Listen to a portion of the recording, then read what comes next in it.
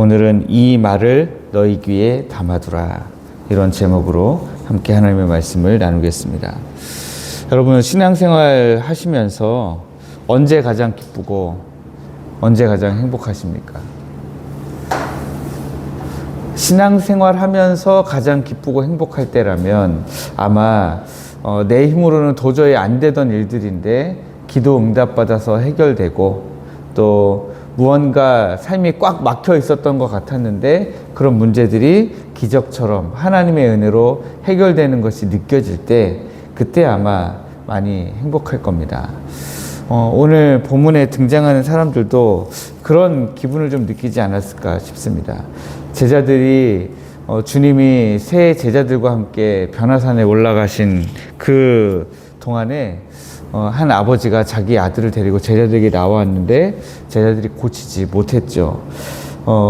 귀신 들린 이 아들이 오늘 이 아버지의 표현에 어떻습니까? 39절 말씀에 귀신이 그를 잡아 갑자기 부르짖게 하고 경련을 일으켜 거품을 흘리게 하고 몹시 상하게 하고 나서야 겨우겨우 떠나가는 그 귀신 때문에 이 아버지의 마음이 얼마나 괴로웠겠어요. 근데 그 아들을 제자들에게 데리고 왔는데 때마침 또 예수님은 안 계시고, 다른 사람들은 예수님께 가면 예수님이 그냥 잘도 고쳐주시던데, 이 아버지는 예수님께 자기 아들을 데리고 갔는데 예수님이 계시지도 않고 제자들은 고쳐주지도 못하고, 그러니 아버지의 마음이 굉장히 찢어졌을 것 같다, 이런 생각이 듭니다. 그때 예수님께서 드디어 산에서 내려오셔서 이 아들을 고쳐주시죠. 그리고 이 아들을 고쳐주시는 예수님의 치유를 본 사람들의 반응이 43절 상반절에 보니까 사람들이 다 하나님의 위엄에 놀라니라, 이렇게 기록하고 있습니다. 문제가 해결되고 치유의 기적 같은 역사, 그리고 예수 그리스도의 놀라운 은혜 앞에서 이제 사람들이 어땠을까요? 기분이? 너무 좋았겠죠. 이 아버지로서는 기분이 완전 행복했을 겁니다. 드디어 예수님이 내 아들을 고쳐주셨다. 귀신이 드디어 내 아들을 떠나갔다. 완전히. 그랬을 때 그 느끼는 이 아버지의 행복감은 말로 다 할 수 없을 것 같습니다. 그런데 이 성경에도 보면, 우리가 가진 성경에도 43절 상반절과 43절 그 하반절을 중심으로 이렇게 나눠져 있는 것처럼 보이잖아요, 단락이. 그래서 43절에서 이야기가 하나 끝나고 43절 하반절부터 새로운 이야기가 시작되는 것 같잖아요. 저도 처음에는 설교를 그렇게 준비했습니다. 성경을 그냥 뒤에는 읽지도 않고 43절에서 끊어지네 하고 43절까지만 설교를 준비했다가, 준비하고 나서 제가 또 다행히 그 다음날 새벽 설교는 어디 해야 되지 하고 봤는데 44절 45절 이게 너무 애매하게 눈에 들어오는 거예요. 그래서 설교를 다 지워버리고 다시 썼습니다. 만약에 45절까지로 본문을 잡는다면 이 37절부터 45절 사이에 가장 중요한 이야기, 이 본문이 드러내고자 하는 뜻은 뭘까 하는 거죠. 그럴 때에 무엇이 들어왔냐면, 이렇게 놀랍게 그 아들을 치유해 주신 이후에 주님이 바로 이어서 하신 말씀이 44절이잖아요. 모든 사람들이 지금 이 압도적인 은혜와 이 압도적인 치유의 역사에 너무 놀라서 위험에 놀라 있는 그런 상태에서 이제 주님이 44절에 말씀을 하시는 거예요. 그래서 거기 43절 하반절에도 그렇게 나와 있잖아요. 그들이 다 그 행하시는 모든 일을 놀랍게 여길세라고 하는 것은 놀랍게 여기고 있을 때라고 하는 말이죠. 바로 그때 주님이 제자들에게 하신 말씀이 뭐냐면, 이 말을 너희 귀에 담아두라. 근데 무슨 말을 담아둬야 되냐면, 인자가 장차 사람들의 손에 넘겨지리라. 인자가 장차 사람들의 손에 넘겨지리라 하신 이 말씀을 너희 귀에 담아두라는 거예요. 왜 주님은 모두가 주님이 하신 이 놀라운 기적으로 말미암아서 놀라고 있을 바로 그때에 처참하게 붙잡혀서 죽임 당하시는 십자가의 순간을 계속해서 말씀하고 계시느냐라는 거예요. 그래서 앞으로 가보시면 어떻습니까?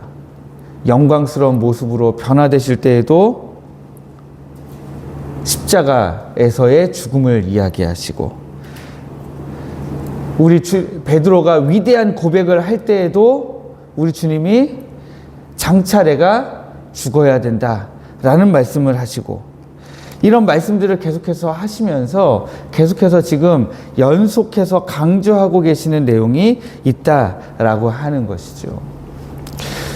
주님의 이 엄중한 내가 장차 사람들에게 넘겨지리라, 사람들의 손에 넘겨지리라 하는 이 선언 앞에서 제자들의 반응은 45절 말씀이죠.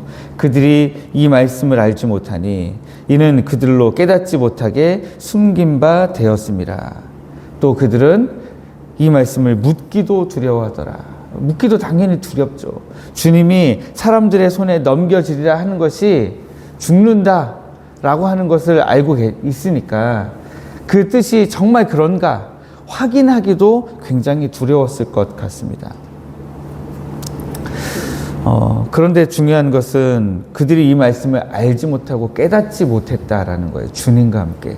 그래서 요즘에 제가 누가복음을 해석하는 하나의 핵심 단어가 환대라는 단어를 제가 말씀드린 적이 있는데, 요즘에 이제 성경 전체를 이제 설교하기 위해서 해석하는 가장 중요한 관점으로 요즘에 등장하고 있는 것은 그리스도 중심적 성경 읽기라고 하는 것입니다.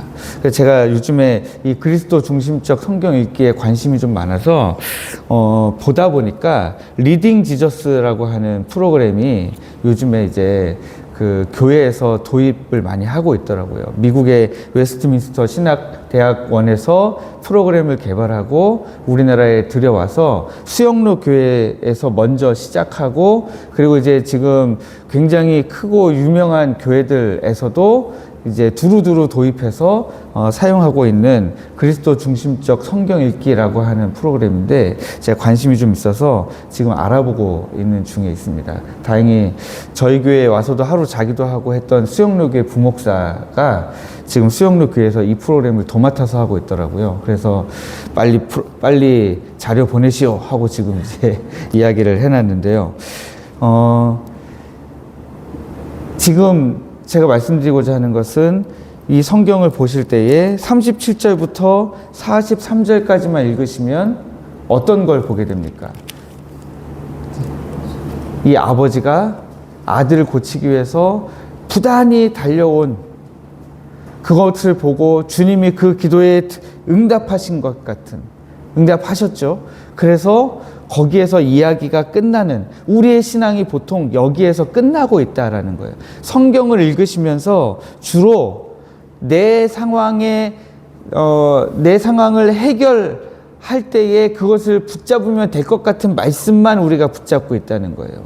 내가 드리는 기도 응답에 대해서 하나님이 마치 들어주신 것, 하나님 들어주셨구나 하는 그런 면에서만 우리가 하나님의 말씀을 보고 있기 때문에 그 다음에 나오는 44절과 45절의 말씀은 보통 우리가 잊어버리고 있다라는 거예요. 이 말씀을 그렇게 중요한 말씀으로 생각하지 않는다라는 거예요. 그러나 우리의 신앙은 하나님께서 우리 안에 역사하시는 그 하나님의 놀랍고 크신 능력에만 집중되어 버리면 우리의 신앙에는 이 균형이 맞지 않는 문제가 발생합니다. 왜냐하면 하나님이 우리에게 궁극적으로 말씀하시는 것은 너희도 십자가를 지라 하는 것이거든요. 너희에게 있는 그 너희의 십자가를 너희 스스로를 부인하면서 십자가를 지라 하는 것인데, 우리는 그걸 하기 싫어한다라고 하는 거예요. 능력의 주님 앞에서는 환호했지만 고난받고 십자가에서 죽으시는 연약한 주님의 말씀은 도저히 이해할 수도 없고 받아들이기도 힘든 것이 우리의 모습이다라고 하는 거예요. 우리 병을 고쳐주시고 우리의 막혔던 삶을 뚫어주시고 하는 그런 것에는 우리가 열광해요. 그런 하나님은 완전히 환영해요. 그러나 나를 부인하고 십자가를 지라는 말씀 앞에서는 우리는 때로 귀를 닫아버리기도 한다는 것입니다. 그러나 진짜 복음은 귀신을 쫓아내는 것뿐만 아니라 귀신을 말씀 한마디로 제압하시는 그 전능하신 창조주 하나님께서 나를 위해 십자가에 못 박히셨다라고 하는 사실입니다. 아니, 그 영광의 하나님이, 그 능력의 하나님이 뭐 때문에 그 영광과 그 모든 능력을 다 버려버리시고 나를 위해서 십자가를 지시느냐라고 하는 거예요. 우리를 구원하시기 위해 스스로 고난의 잔을 마시고 십자가에 넘겨주신 주님, 그 주님 자체만으로 우리에게 복음이라는 거죠. 그 그리스도께서 무엇을 하셨는가? 그리스도께서 무엇을 목적하셨는가? 그리스도께서 어떤 하나님의 말씀을 성취하시기 위해서 오셨는가? 하는 것을 우리가 그것을 중심으로 성경을 읽어 나가는 것이 그리스도 중심적으로 성경을 읽어 나가는 거죠.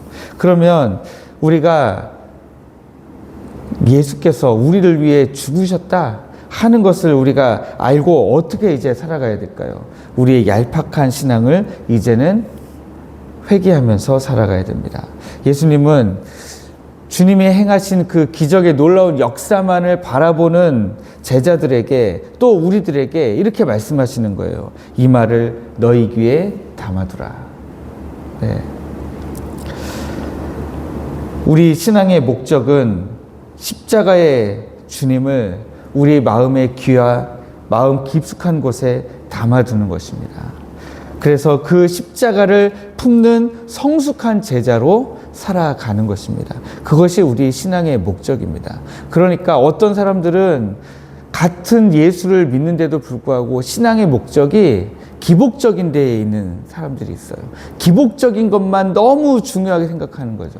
그러나 참된 우리 하나님의 제자들은 그것이 아니라 십자가를 품고 살아가는 사람들이라는 것입니다.